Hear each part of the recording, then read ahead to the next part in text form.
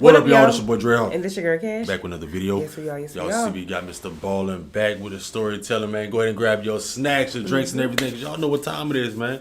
The title of this right here is The Real Story of the Undead Army. If y'all new to our channel, hit that subscribe button. Everybody else, y'all already know what to do. Let's go ahead and get to the video. Let's get to this video.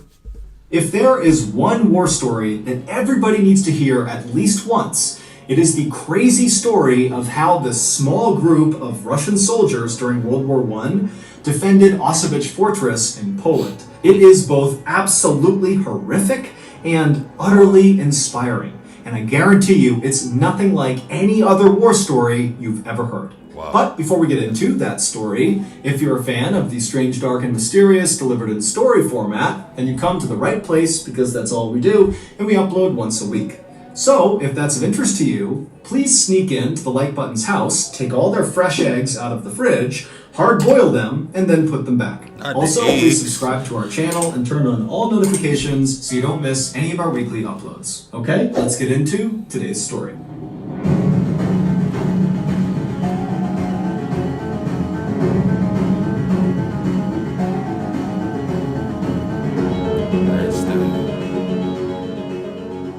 On the morning of August 3rd, 1915, during World War I, a 21-year-old Russian soldier named Vladimir Kotlinski looked out from behind the huge stone walls of Auschwitz Fortress in Poland. Out in front of him, he saw the same landscape he had been looking at for the last 6 months that he had been stationed at this fortress. It was a big, swampy forest that surrounded them on all sides. Additionally, in this swampy forest around them on all sides were dozens and dozens of trenches. Trenches are long, deep pits that soldiers will dig to both hide inside of when they're being attacked, and then also to launch their own attacks out of from behind their dirt walls. And these trenches that zigged and zagged all around Auschwitz Fortress were created by and now occupied by 7,000 German soldiers. And during World War I, the Russians were fighting the Germans. The Germans really wanted to take Auschwitz Fortress from the Russians. It was in a great strategic position with a railway passing right through it.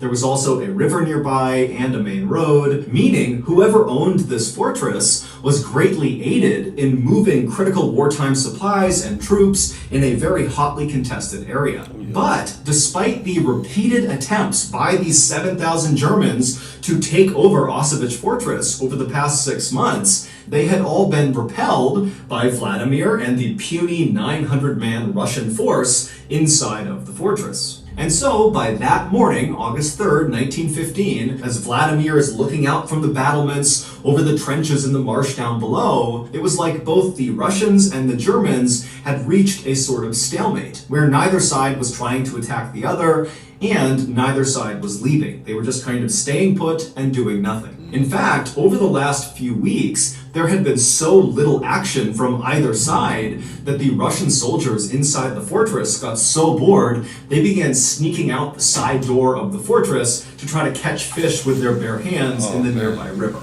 But this morning, as Vladimir stood atop the wall, he noticed something strange happening in one of the trenches that was located closest to the fortress. It was still several hundred feet away, but he could see clearly down into this trench. And what he saw was there was this cluster of high-ranking German officers that were kind of huddled together, and they kept looking down at the ground at something inside of the trench that Vladimir couldn't see, and then they would look up at the sky and kind of wave their hands around, and then they'd look back down at the ground below them. Now, Vladimir had no idea what they were doing. I mean, again, he could not see what they were looking at in the trench, and when he looked up into the sky where they seemed to be looking, it just looked like a regular blue sky. But whatever they were doing, it was making Vladimir feel nervous. Vladimir was a young junior officer, which meant he was in charge of other soldiers, but because he was so new, he lacked experience and credibility, and so really wasn't considered a serious leader within the army. And so Vladimir, as he's watching this strange behavior, was concerned that if he left now and told his superiors that he was worried about the Germans because they were looking at the sky funny and looking at the ground funny, that it would make him look like he was being paranoid and not a good leader. And so ultimately, Vladimir just looked at this cluster inside of the trench and decided, you know what, they're not shooting at us, there's no attack happening, so whatever they're doing... Vladimir most likely probably been right.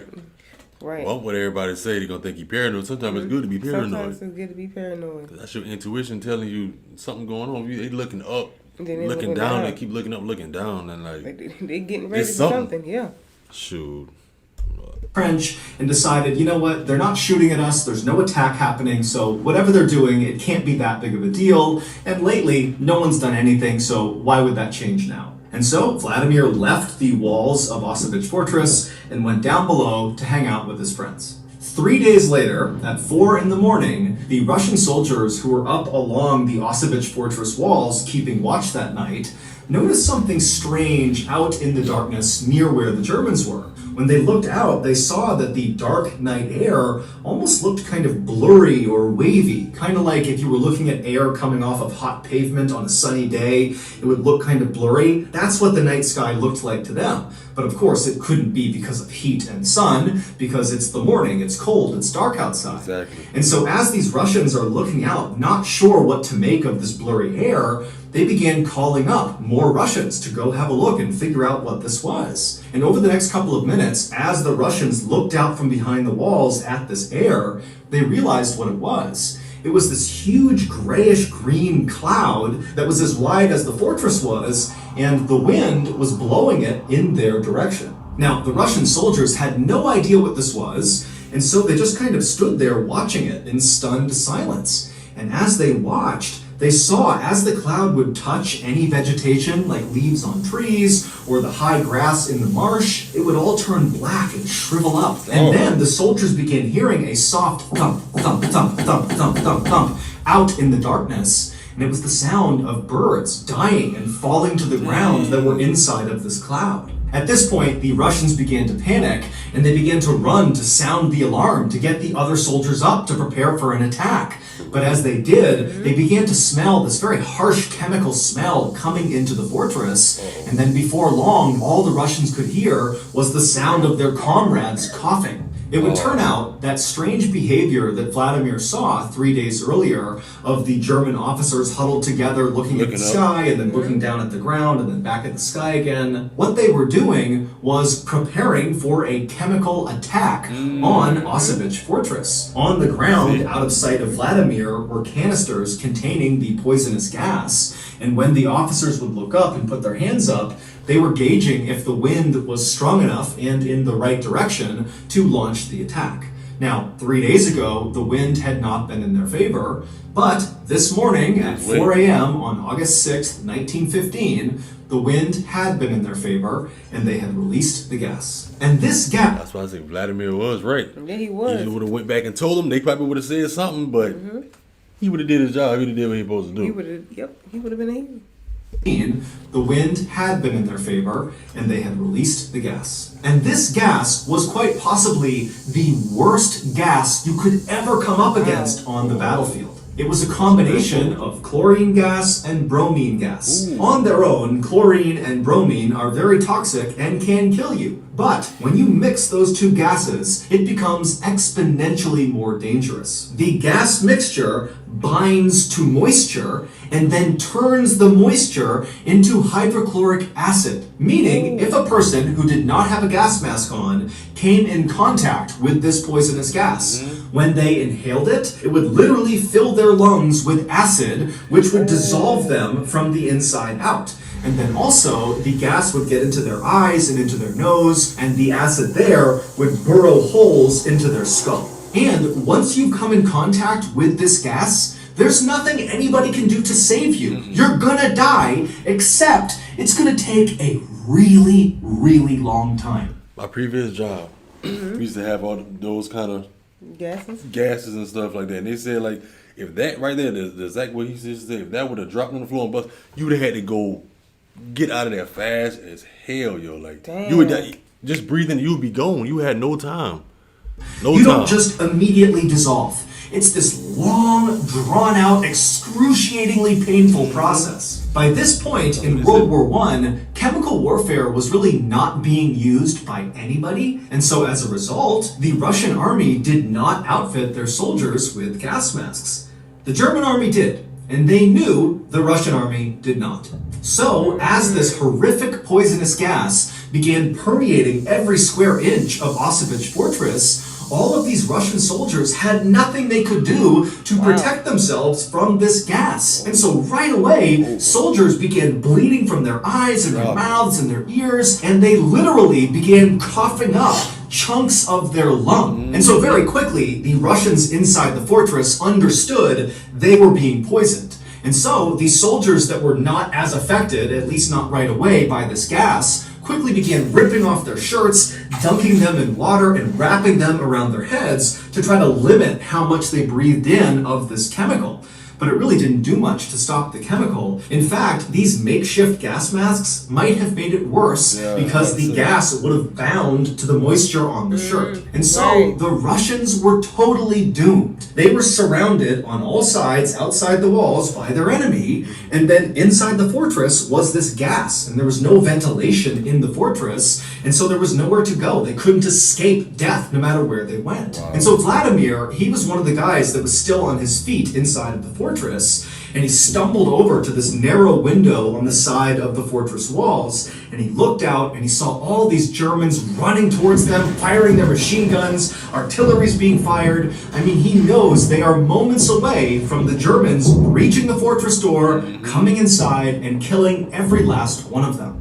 But Vladimir's reaction to this was not being scared or being sad. Instead, he suddenly felt incredibly motivated. If they're going to come in here and kill us, then we're going to make it as hard as humanly possible first. Vladimir had a reputation for being totally fearless. Over the past 6 months that they had been under siege from the German army out in their trenches, anytime fighting broke out, Vladimir was always the first to run up and be right on the front line of fighting. And then several times when his comrades had been shot or wounded, Vladimir would run out into the line of fire to save the fallen soldiers. It was like Vladimir lacked any instinct for self-preservation. And so as the Germans continued their run towards the fortress, artillery shells are hitting the walls, there's constant gunfire, and Vladimir, he leaves his window and he marches back over to the open courtyard inside of this fortress where the 100 or so other still living Russian soldiers were. I mean, they're all gonna die. They've been totally poisoned by this gas, and it's just a matter of time now, but they're still on their feet, and Vladimir walks over to them, and even though, again, he's pretty junior, he stands up and he says to them, "This is our moment. We are all going to die. But what we do right now will define us." And the way Vladimir said it, he got those 100 soldiers who were on death's door to be so motivated so quickly that they rallied to him. And so as these men are literally bleeding out of their eyes, their mouths, they're coughing up pieces of their lung, Vladimir explained the plan. And then moments later, with Vladimir in the front, this gaggle of soon-to-die Russian soldiers charged towards the gates, opened the fortress, and began running out towards the Germans, screaming with their bayonets lowered. Now, the Germans on the outside fully expected that this chemical attack would kill all of the Russians, that taking Auschwitz Fortress would be super routine because when they walked in, everybody would be dead. And so suddenly to have the fortress open and have these men that are covered in bloody rags and they're puking up pieces of their organs and they're stumbling forward like zombies with bayonets out, screaming like banshees, it scared the living out of the Germans. In fact, they were so quickly terrified by what they saw, they literally dropped their guns, turned, and began running back towards their trenches. And as they did, Vladimir and his dead man army began picking off the Germans one by one. And then after Vladimir and the dead man army ran out of ammunition, they just continued staggering forward directly into the thousands of Germans in front of them and began picking up dead German weapons and firing them. And then when they got up to the trenches, where these retreating Germans had been so scared they had run into their own barbed wire, and so there's all these retreating Germans stuck on the barbed wire, the Russians just began bayoneting all these men that were stuck. And so at some point, as Vladimir is doing this, a German soldier ran up to him and bayoneted Vladimir right in the stomach. He ran him all the way through until the barrel of the gun was right up against his stomach. And Vladimir apparently looked down at this bayonet, knew he had been completely run through, and he looked up at the German who had just stabbed him, who was still holding the gun, and Vladimir spit blood and lung tissue all over this German's face, and then just began screaming directly at this guy. And so the German was so scared, he just dropped the gun, turned, tried to run, gun, and then Vladimir was back on his gun with the I like bayonet him. still in Me his too. stomach, shooting at the Germans. Oh, yeah, The he Germans were so completely caught off guard and terrified by Vladimir's dead man army counterattack that even though they outnumbered the Russians 70-1, they failed to take Auschwitz Fortress. The main reason for that was the Germans who had escaped the counterattack and made it back to their trenches. They told the other German soldiers that the Russians had turned into zombies, literally, that they were undead, and so attacking them was pointless. They're already dead. And the Germans were so scared, they refused to leave their trenches again. Once the Russians could tell they had successfully forced a retreat by the German army, Vladimir, who was still alive at this point with a gun still stuck in his gut from the bayonet, Dang. he called out to the rest of his soldiers to retreat back to the fortress. And so this handful of Russian soldiers who were about to die, they hobbled their way back inside of their fortress, and then Vladimir gave his final command: destroy the fortress. If we can't have it, nobody can. All right. Every single Russian soldier that came in contact with that poisonous gas died, including Vladimir. When the Germans did eventually take Auschwitz Fortress at a later date, when again all of the Russians were dead, when the Germans went inside, they realized the fortress had been destroyed and it was no longer strategically valuable. Vladimir would be awarded posthumously Russia's highest military honor. His actions and the actions of the other dying soldiers that fought alongside him are remembered today in stories, songs, and statues all across Russia. Wow. That's good. He seemed determined. He was like, whatever y'all got to do, take them out. Oh yeah, that's the Even with- definition of a leader. That's the definition of a leader for real. That is. I wish he just said. So was that the same one person that saw them that they was doing something? The Germans Yeah, were Vladimir. doing something. Vladimir Looking up and down looking and up and down. stuff. I wish he had told somebody else so they can go ahead and they plan the attack. But still, they still came up on top. He was so. waiting the whole time. That's why it was like quiet for weeks or whatever like that. He was Right. waiting on the wind to be in their favor to blow over there to them. It's like a history. Like I never knew about this right Me here. neither. I don't think they ever taught us in school, but I like this. It was like a lesson. And that was like Yeah, most of them were like history. heroes. How he can't. Yeah, he Right, went in he there was and got basically their a hero. mindset right to still go out there and do what you got to do. Even Protect though your there was country. poison, he Yeah. had a hole in his stomach from the gun being shoved in He his gut, still went- and he still went and picked up his gun and started shooting, taking them out. That's like motivation for real. He Shout out to was- Vladimir on that one, yo. That was Yeah. the definition of, like they say, a real one. Vladimir was a real one, and the rest He was was some not gonna rags. stop. Let us know how y'all feel about this story down below in the comment section. The real story of the Undead Army. And don't forget to like the video. Leave us other videos, topics that y'all want to see us react to down below as well. And if y'all haven't subscribed yet, if you're new, go ahead and hit that subscribe button and make sure you cut on post notification bell. Other than that, we'll catch you on the next video. Catch y'all next one.